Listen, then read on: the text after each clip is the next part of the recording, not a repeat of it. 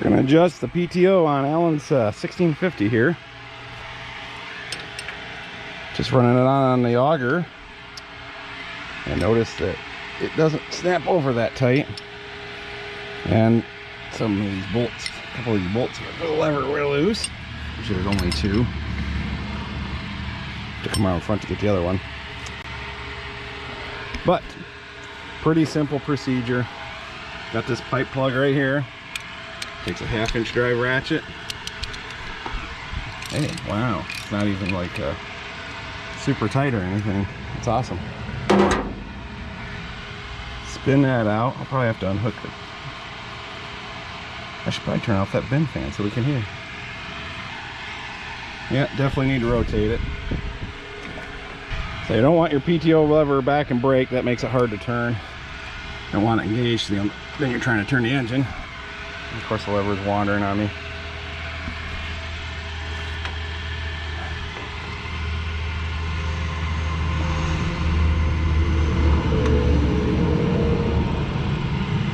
I'm gonna have to put this down because I gotta have a flashlight and I can't hold three things at once. Got the plunger thing lined up. Like I say, get some footage from another one, or I might have a PTO clutch in my parts that I can show on what you're doing. What we're gonna do is take a long Phillips screwdriver ought to do it, and push that little plunger back, and then use that to turn the nut. Should want to turn it this way to tighten it down a couple notches.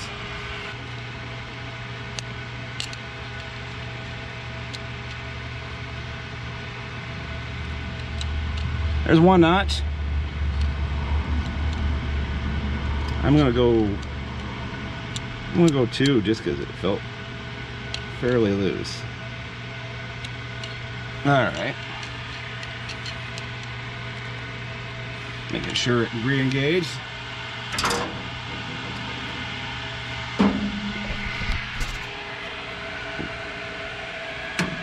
That's better. But I say one more.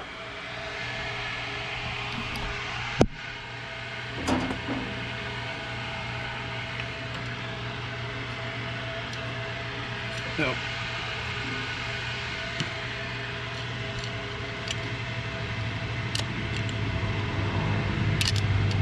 Yeah, see it re-engaged.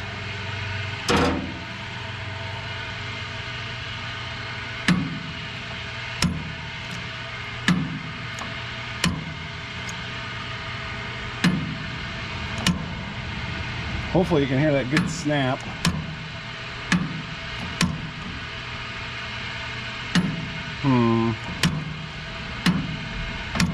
I think I'm gonna do one more. I'd rather have it just a little tight than a little loose and slipping.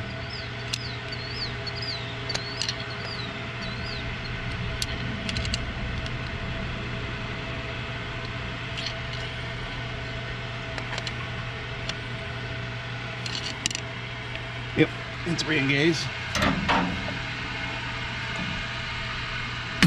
Yeah,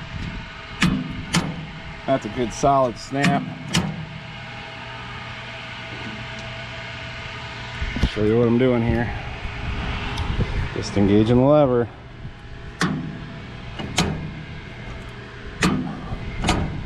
Probably a little tighter than stock, but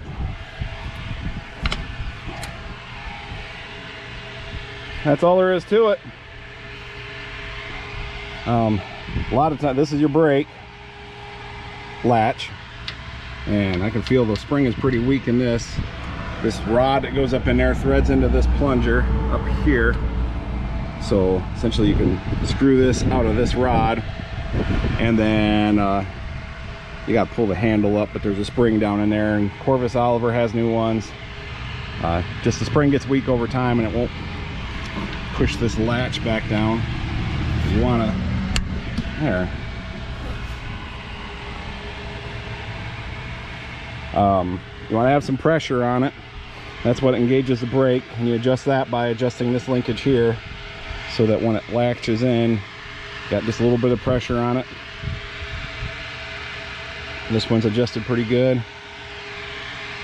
Takes just a little bit of pressure to hold it back there. Darn spring's so weak it won't kick that thing in if I pull up on the plunger. Plus this one seems to stop, or was stopped when I hooked up the auger. Here's what's inside there. The links are missing. This is a parts one I've got, but there's the plunger that you're looking for and the nut. What I do is I'll even use the same. I'm reaching through that hole, push down or push this plunger back, and then just give it a twist and it'll snap into the next one. If you need to loosen it for some reason, which doesn't usually happen, you can go the other way. So on that 1650, this is the back of the tractor that way. So we're looking down through that hole and this is what we're trying to see. Focus, darn you. Focus. Anyways, that's what we're trying to see right there. And you poke your screwdriver or whatever down through the hole, hold that back, give her a little twist, and boom, she's tighter. So that's all there is to adjusting it. If it doesn't want to shut off even with the brake, your plates are probably warped, and the only way to fix that is to pull this cover off, pull the long shaft out, and then the PTO clutch is right there, so it's not too bad to get to. Started running beans yesterday. Got some wagons to dump this morning while the dew's burning off. Figure, let's test Alan's clutch out by doing some stationary work on an auger. Makes perfect sense, doesn't it? I guess at least I can, check for leaks and whatnot. That's what he gets for leaving it behind. Got a new tack.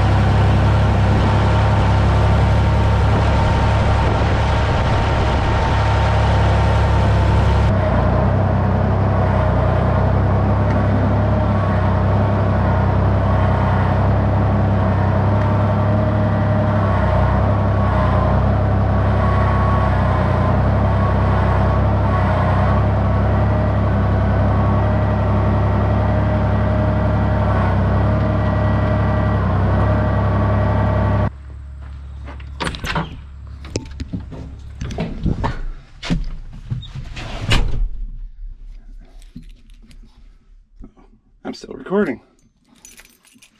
At 61 time, the 61:25 time.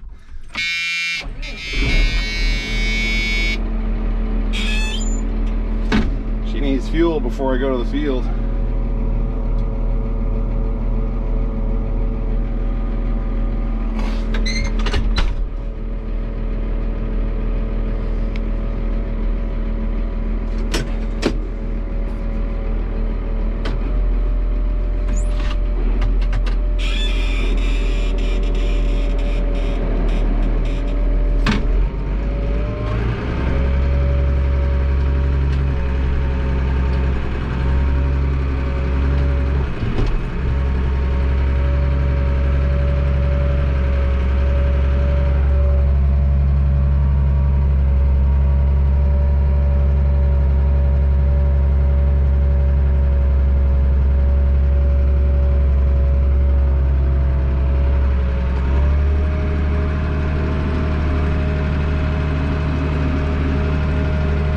heavy dew last night. The sun no more than got down below the horizon. Man, everything just was wet.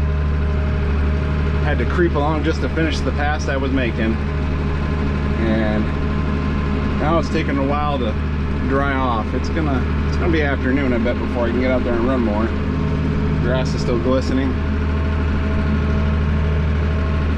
For those of you that are wondering why the dew makes a difference on crops like soybeans, wheat, you're running essentially the whole crop through. It goes from being dry and kind of think of it like a cracker. When it's good and dry, it snaps right off. When it's good and wet, it's mushy. Of course, we don't want grain when it's mushy. But in between, when a cracker is like damp and soggy, or not soggy, but just get going stale, just, you know, slightly damp, and you bite into it, it doesn't crunch, it chews hard. It's the same thing with the crops, and it takes a lot more power, and they start wrapping around stuff, and it's just time to call it a day. Let's see how close I got.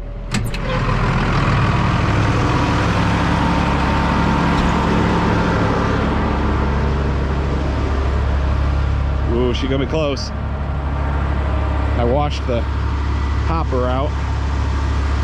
Oh yeah, nothing to it. Soybeans.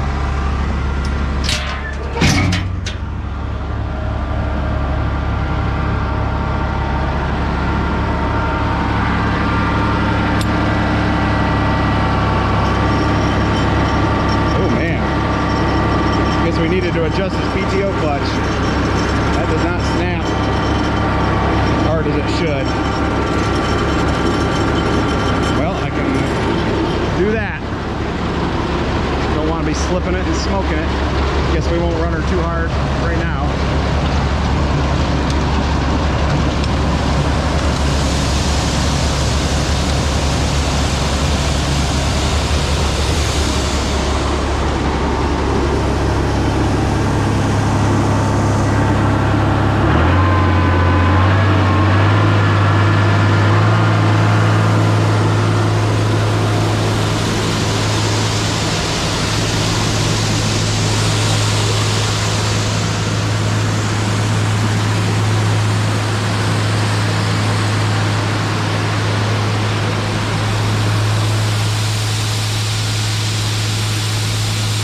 It was only a month ago I was cleaning this baby out.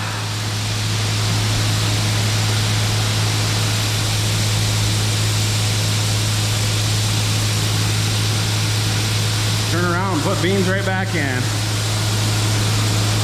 Pretty close to the center.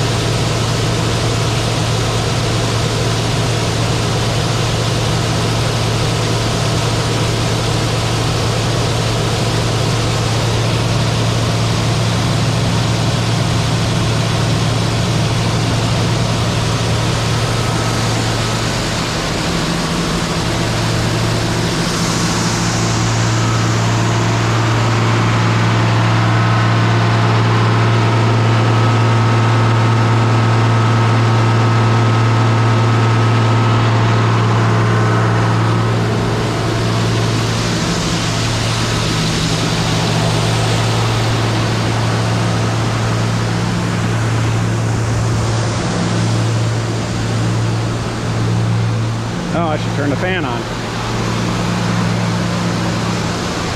Start blowing some of that chaff and stuff out.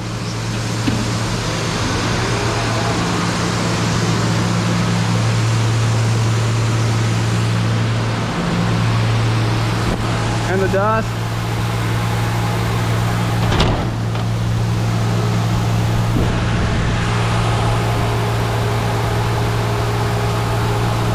We'll close both doors, all doors. I made that mistake once. Started pushing out around. Had to get creative, but by golly, we got her closed up.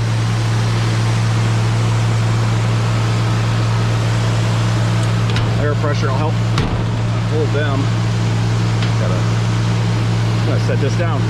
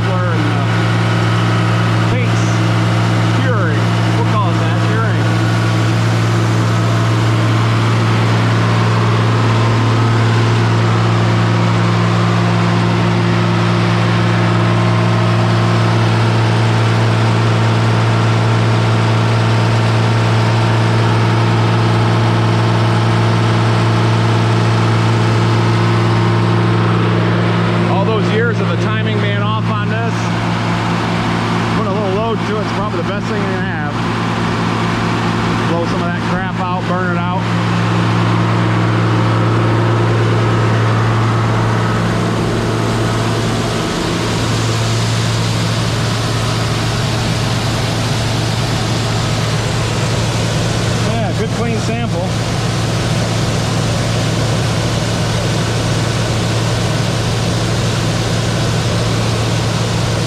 See if I can't tweak it a little more, get rid of some of those splits. It's pretty dry. I haven't run it through the moisture tester, but the old crunch meter in my mouth says they are dry.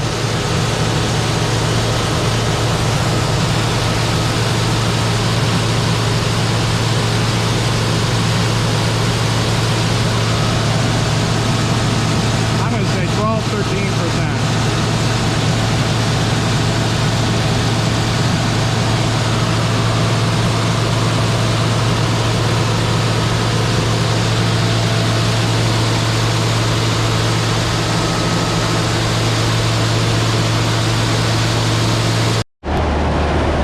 Let's see how close I got on the second. Ooh, it's going to be tight. But I think it's going to work. Oh, yeah. First try on the second wagon.